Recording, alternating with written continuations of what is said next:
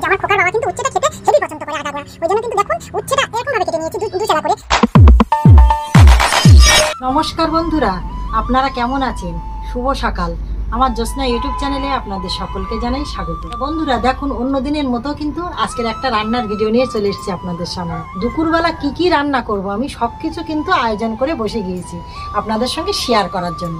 তা দেখুন বন্ধুরা, এই ভ্যান্ডিটা আমি কেটে নিয়েছি। এই ভ্যান্ডি দিয়ে আর এই আলু দিয়ে কিন্তু রান্না করব মাছ দিয়ে। দেখুন, এটা কিন্তু যদি আপনারা বলেন যে এটা আলাদা আলাদা কেননা যেহেতু আপনারা তো জানেন যে ভ্যান্ডিটা রান্না করতে যেয়ে কিন্তু এটা কিন্তু আগে ভাজা করে রেখে দিতে হয়। তারপরেতে কিন্তু এই আলুগুলো পেঁয়াজ লঙ্কা দিয়ে আলুগুলো কষিয়ে জল দেওয়ার পরে আলুটা হাফ সিদ্ধ হওয়ার পরে তারপরে ভ্যান্ডিগুলো দিতে হয়। ওই জন্য কিন্তু এটা আলুটা আলাদা করেছি আর এই ভ্যান্ডিটা আলাদা করেছি।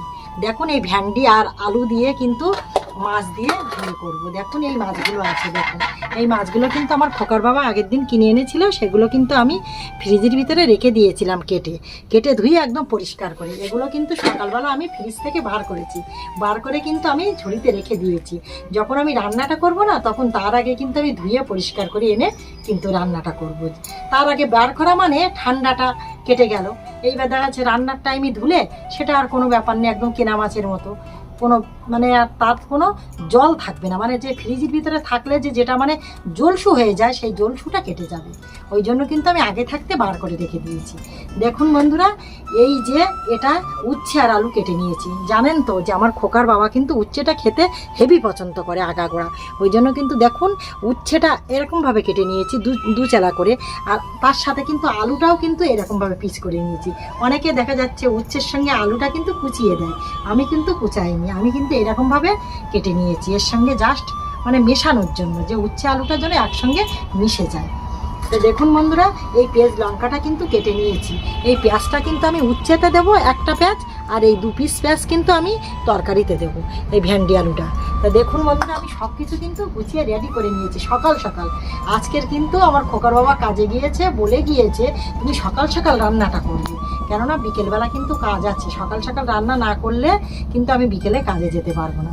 ওই জন্য কিন্তু আমি সকাল সকাল রান্নাটা মানে করবো বলে সব কিছু আয়োজন করে নিয়েছি। দেখুন বন্ধুরা, আমি উনুনে এই খোনামার জন্য খুদ লবণটা দিয়ে দিয়েছি কিন্তু অটোমেটিক।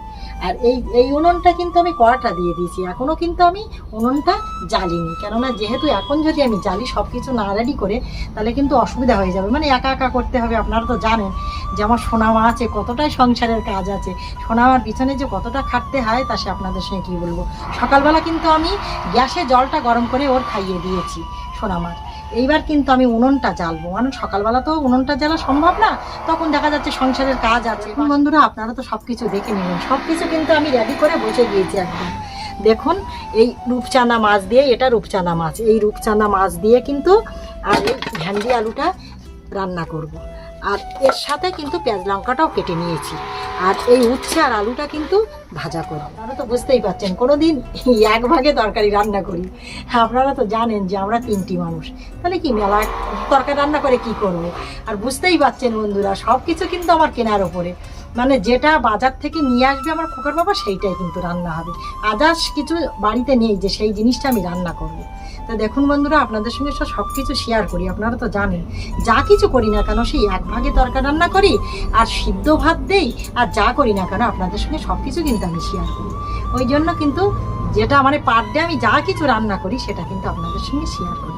ওই জন্য কিন্তু মনে মনে আজকেরও চিন্তা করলাম যে সব কিছু কিন্তু গুছিয়ে নিয়েছি রান্নাটা বসাবো বলে। তা ওই জন্য একটু রান্নার আগে বন্ধুদের সঙ্গে শেয়ার করি, তারপরেতে আমি রান্নাটা করব। তা দেখুন বন্ধুরা, আপনাদের সঙ্গে মেলা কিছু বলবো না, পরবর্তী ভিডিও অবশ্যই দেখা হবে মন নিয়ে।